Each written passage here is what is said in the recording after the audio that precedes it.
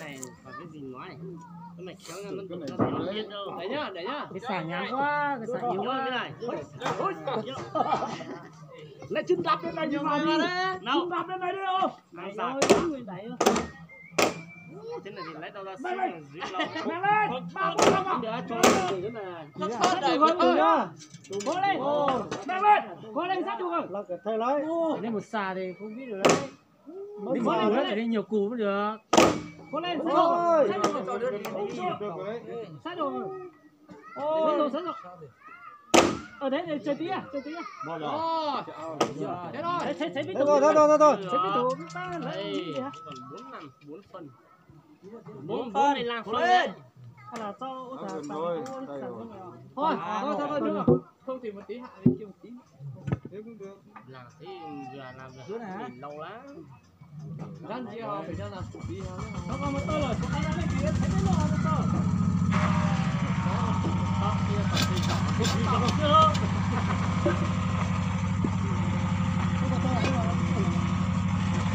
Ai cứ bỏ là qua tự đi làm này. Mày ăn cái gì cũng coi. Mất rồi không cho nó cái gì đó mình có chọn ăn rồi cho nó làm nó ăn luôn nó chả nó nhìn dùng Tổng không à? đâu hả?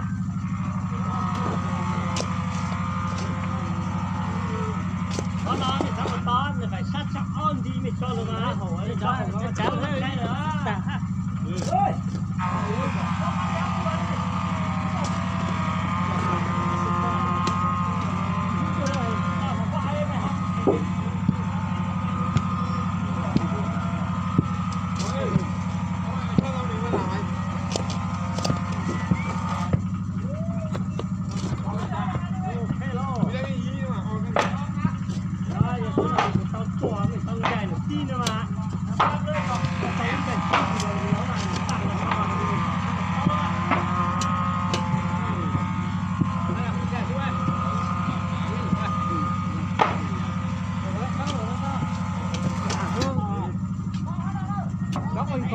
Tinh thần thế này.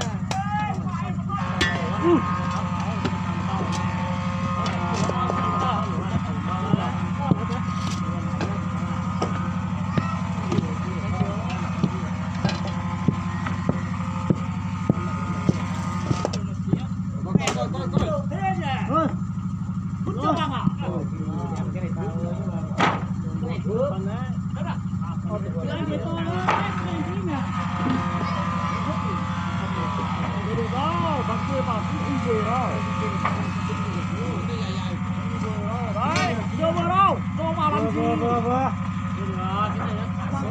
Làm to quá rồi. Đúng rồi. Cái hạ cái dưới kia, được rồi, đào cái dưới kia đi. Đi cho cái này vào, không cho cái dưới kia đi. Đào góp đi, thì đào góp không đi. Đào góp được. Cái này càng mất mà.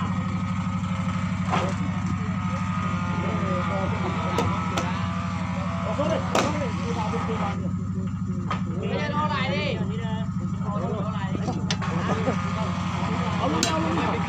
Thế nào?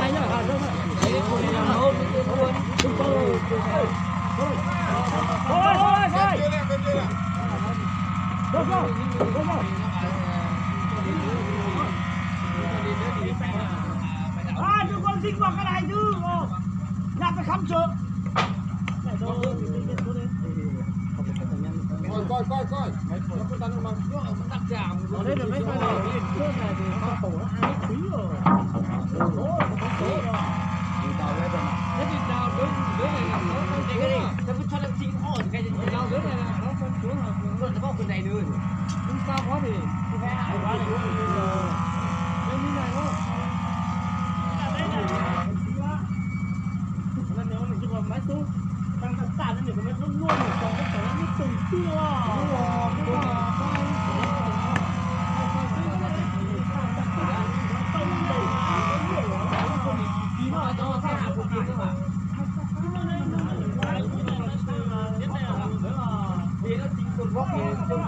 Cái này biến được cái này tốt luôn.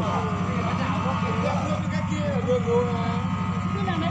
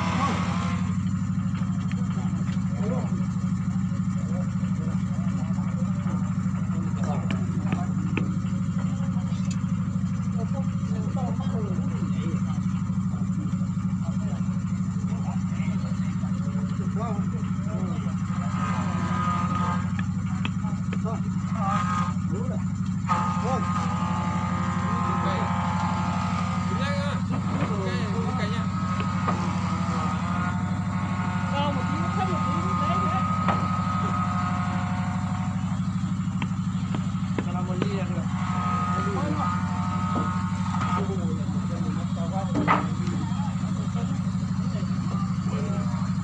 Bên kia nó còn xe bên kia nó còn hạ được không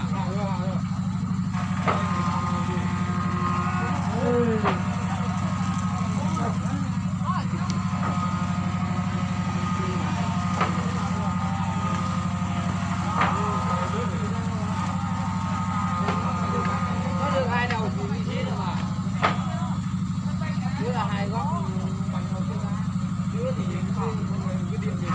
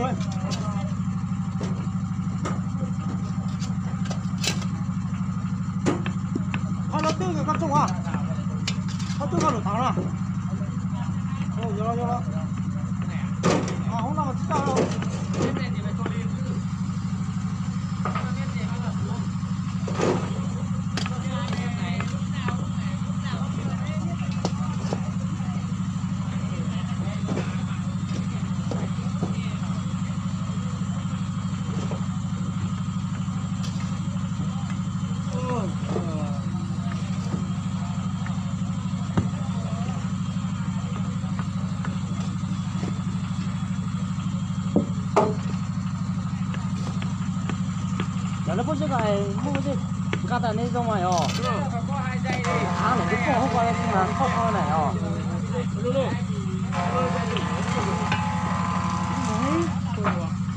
dây từ đây ra mà không được cũng này cao dài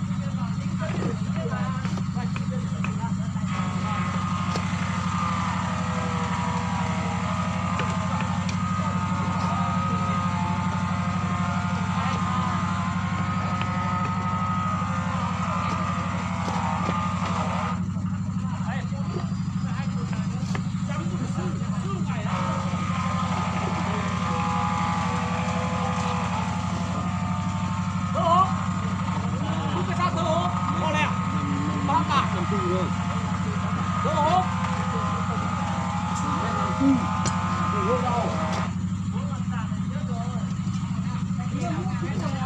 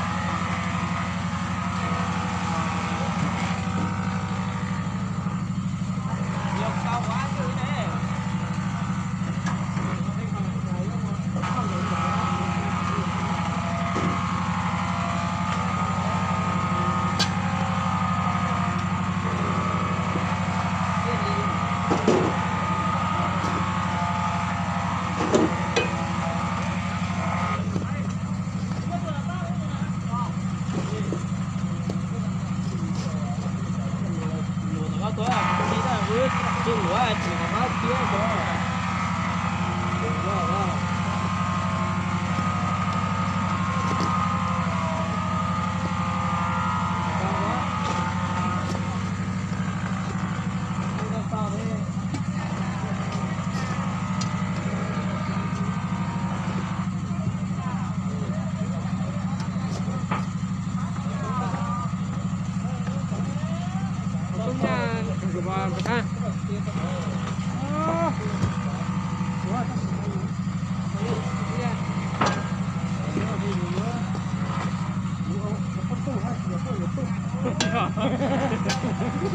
lỡ